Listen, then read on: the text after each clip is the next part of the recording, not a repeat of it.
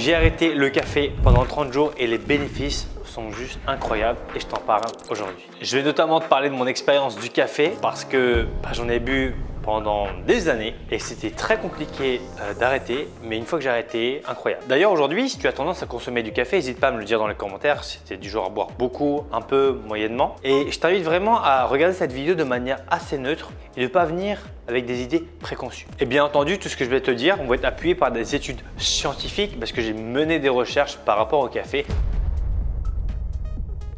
Donc il faut savoir que mon histoire avec le café, elle date depuis quand même pas mal de temps, je pense 7 à 8 ans facile, où je prenais souvent un café le matin et un café vers 3 heures. Donc je prends souvent cappuccino, team cappuccino bien évidemment. Et en réalité, je bois surtout le café pour la caféine. Le café c'est bon, mais s'il n'y avait pas d'effet boostant, je pense pas que j'en buvrais. Et puis l'hiver, bon ça fait toujours plaisir de boire un truc chaud, ça fait du bien même je dirais. Maintenant le problème c'est que je voyais plus de conséquences négatives que positives à l'utilisation du café. Notamment parfois, j'étais un peu dans le brouillard et en fait dès que je buvais du café, je sentais que mon esprit était beaucoup plus clair, je me sentais mieux, un peu moins dépressif, etc. Et même parfois quand j'avais vraiment pas envie de faire quelque chose, que j'étais vraiment un peu anxieux, un peu triste, quand je buvais du café, boum, mon état changeait du tout au tout. Et là je me disais mais waouh, c'est incroyable, faut vraiment que je mène des recherches. Parce qu'en fait, j'avais un vrai contre-coup du café. C'est un peu ce qui m'a poussé à vraiment arrêter. C'est vraiment deux choses. Un, je sentais vraiment après 3-4 heures un énorme crash après. J'avais vraiment envie de dormir. Donc une envie de dormir qui est hyper soudaine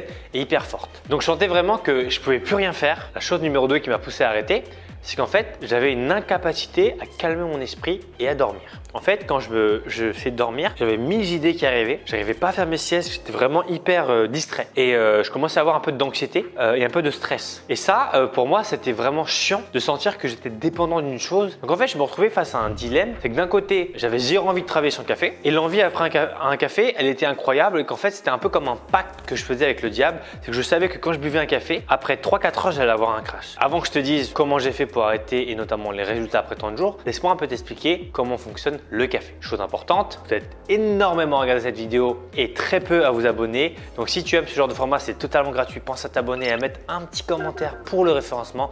Ça m'aide énormément. Donc pour poser un peu les bases, donc on a une étude publiée en 2023 qui a compilé plus de 2 ans d'études sur les effets du café, donc qui implique près de 2,5 millions de participants sur une période de 20 ans. Et les conclusions remettent en question de nombreuses idées reçues sur cette boisson qui est hyper populaire. Et aujourd'hui, le vrai problème par rapport au café, c'est qu'en fait, la consommation excessive de caféine perturbe de nombreux systèmes dans notre corps de manière insidieuse. Donc les premières conséquences que tu vas avoir, c'est en numéro 1, la perturbation de tes cycles de sommeil. Il faut savoir que la caféine bloque les récepteurs d'adénosine. Et en fait, ce qui perturbe ton horloge circadienne. Donc je rappelle, l'adénosine c'est un sous-produit de l'activité cellulaire. En gros, c'est comme les déchets que tu produis. Après une journée, tu vas vider tes déchets. En fait, c'est un peu ça l'adénosine. Et c'est aussi ça qui provoque la sensation de flemme, de fatigue. C'est essentiellement dû à ça. Donc il faut savoir que cette caféine, en fait, elle provoque une réduction de la durée du sommeil profond de 20% en moyenne, ce qui est énorme. Donc si tu dors 100 minutes en sommeil profond, tu dors 20 minutes en moins, ce qui est énorme. Mis à l'échelle de une semaine, donc tu fais 20 x 7, ça fait 140, donc ça fait presque 2 heures. Et ça, c'est pas tout. On a les études qui montrent que le café augmente le temps d'endormissement de 15 à 20 minutes, notamment avec toutes les idées que tu as dans la tête, etc. Ensuite, en numéro 2, tu as aussi l'augmentation du stress et de l'anxiété. Les études montrent qu'on a une élévation du cortisol de 30% durant les 2 heures suivant la consommation du café. On a une augmentation de la fréquence cardiaque de 3 à 6 battements par minute et un pic d'anxiété reporté par 40% des consommateurs réguliers. Ensuite, en numéro 3, tu vas aussi avoir l'effet de déshydratation. On estime que le café a un effet diurétique entraînant une perte d'eau de 1,17 ml par milligramme de café ingéré. Ensuite, tu vas aussi avoir une réduction de l'absorption du magnésium et du zinc de 15 à 10%, une dépendance et des symptômes de sevrage. Notamment, on observe que le développement de la tolérance à la caféine s'opère à peu près 12 à 18 jours après une consommation régulière. Donc, c'est hyper rapide. Ensuite, on a les symptômes de sevrage, notamment des maux de tête, la fatigue, apparaissant 12 à 24 heures après l'arrêt, avec 50% des consommateurs réguliers qui rapportent des difficultés à réduire leur consommation. Et ensuite, en dernier point important, eh bien en fait, il faut savoir que le café, ça interfère avec l'absorption de certains nutriments, comme le fer. On a 39% d'absorption du fer en moins quand on consomme du café. On va avoir aussi le calcium, 6 à 7% pour chaque tasse de café.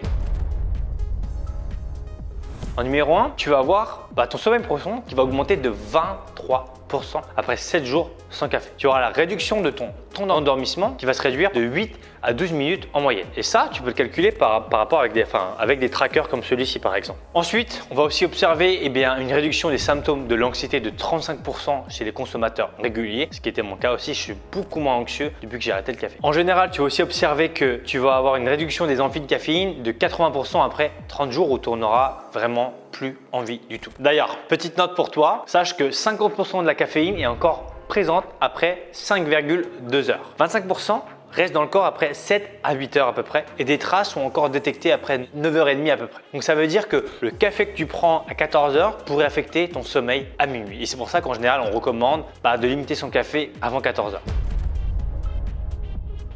En numéro 1, j'ai beaucoup moins les coups de barre. C'est-à-dire qu'à midi, avant j'avais des coups de barre énormes, maintenant je ne l'ai plus vraiment. Ensuite, je sens que je suis beaucoup moins stressé et beaucoup moins anxieux. J'ai plus de facilité à m'endormir, à faire des siestes et j'ai pas 1500 idées qui arrivent dans ma tête quand je veux faire une sieste. Je sens aussi que mon énergie elle est beaucoup plus stable durant la journée et mes humeurs aussi. J'ai moins de fluctuations. J'ai les dents aussi moins jaunes, forcément. J'ai observé aussi un meilleur sommeil, forcément, je dors beaucoup mieux. Donc maintenant, moi, ce que je vais t'inviter à faire, si jamais tu veux arrêter le café et voir par toi-même les effets, ça va être vraiment de noter tous les jours à quelle heure tu bois du café et surtout tes sensations, ton niveau d'énergie, ton niveau d'anxiété, est-ce que tu es stressé, est-ce que tu as du mal à dormir. Une fois que tu as fait ça et que tu vas arrêter, tu as deux méthodes. Moi, j'ai fait la méthode simple, c'est que j'ai arrêté du jour au lendemain. Moi, je suis comme ça, j'aime pas trop faire petit à petit, je suis plutôt hardcore. C'est plus douloureux, mais ça va plus vite et c'est mieux. Du coup, j'ai remplacé le café par du thé. Souvent du thé glacé parce que j'aime pas trop le thé chaud. Voilà, je mets du thé glacé, je mets de la stevia, ça me fait un goût sucré et ça me va très bien.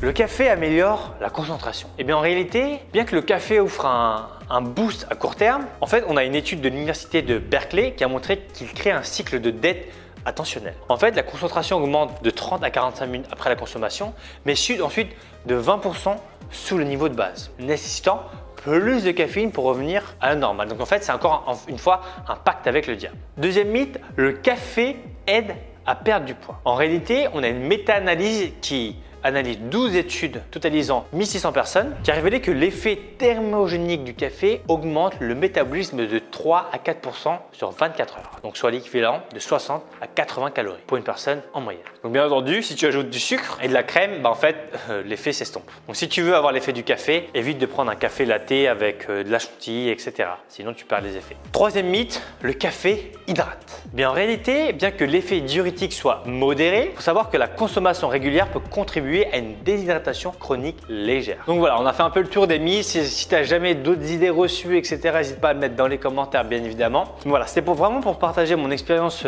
du café. Je t'invite vivement à tester et me dire honnêtement, toi, comment tu te sens par rapport à ça. Moi, ça a changé ma vie personnellement. Donc c'est pour ça que je fais cette vidéo pour te la partager.